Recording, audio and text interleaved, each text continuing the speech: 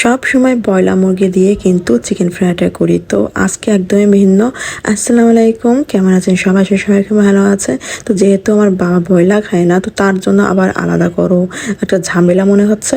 তো ভাবলাম মাকে বলি কক মুরগি নিয়ে আসতে, তো কক মুরগি দিয়েই করবো এই চিকেন ফ্রাইটা। বিশ্বাস করবে না, এতটাই মজা কক মুরগি দিয়ে এই চিকেন ফ্রাইটা।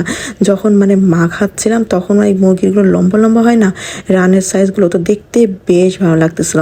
আর যেখানে আমি সব রকম মশলা দিছি, আর এখন দিয়ে দেবো সয়া সস একটু পরে, কারণ এটা একটু মাখায় রাখার পর লাস্টে আমি যখন আগলা করবো তখন আমি সয়া সসটা দিয়ে দেবো।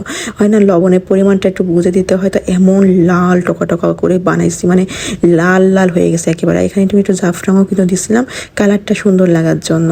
তো কিছুক্ষণ 20 মিনিট পরে আগলা করে এখন দিয়ে দিচ্ছি সয়া সসটা। বাকি আমি এখানে সব মশলাটা আবার সেম টু সেম নিয়ে নিলাম। আসলে কি বলবো, এসে ধরে তো আমি অসুস্থ বেশ অনেকদিন ধরে ছিলাম, তো সবার হাত কথা হচ্ছে আমি কিছুই করতেছি না, কিছুই রান্না করে খাওয়াচ্ছি না। তারপর হচ্ছে আমার তো এগুলো করতে হয়, কারণ পছন্দ করে।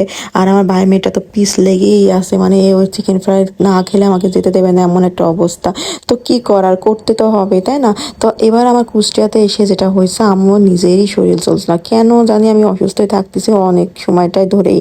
তো যাই হোক, এই যে আমার সব কিছু একদম টপ টপ করে মাখিয়ে মুখিয়ে আটা ময়দা দিয়ে রেডি করা শেষ। এখন আমি দিয়ে দেবো ভাজতে। আর এটা যেহেতু অনেকটা সময় নিয়ে ভাজতে হয়, আর ব্রয়লার না, তারপর তো এটা অনেক শক্ত থাকে, তো আর বেশি জাল দিলে তো আবার পুড়ে যাবে। তো এই জন্য হালকা জালে দিয়ে আমি বসাই দিচ্ছি।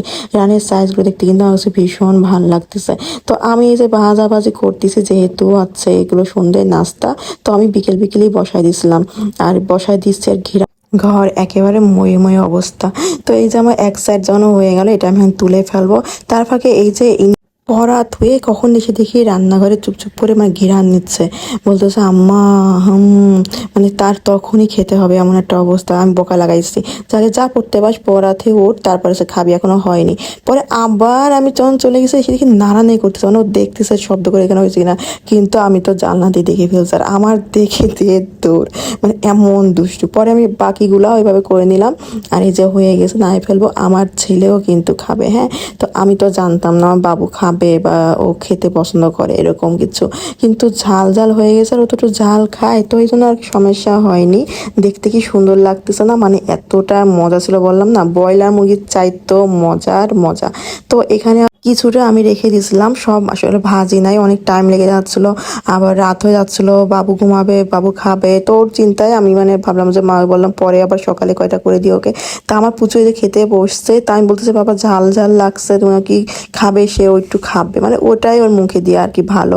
তা সে আবার একটু কোক নিচ্ছে, আসলে হাতে দিয়েও তো টেনশন দেয় না, তাকায় থাকতে হয় যে বেশি দিল কিনা মুখে, যেহেতু এখনো চিবাতে শিখে নাই। আমার এর আগেও কিছু চিকেন ফ্রাই রেসিপি আছে, আর দেখতে পাচ্ছ। আল্লাহ হাফেজ।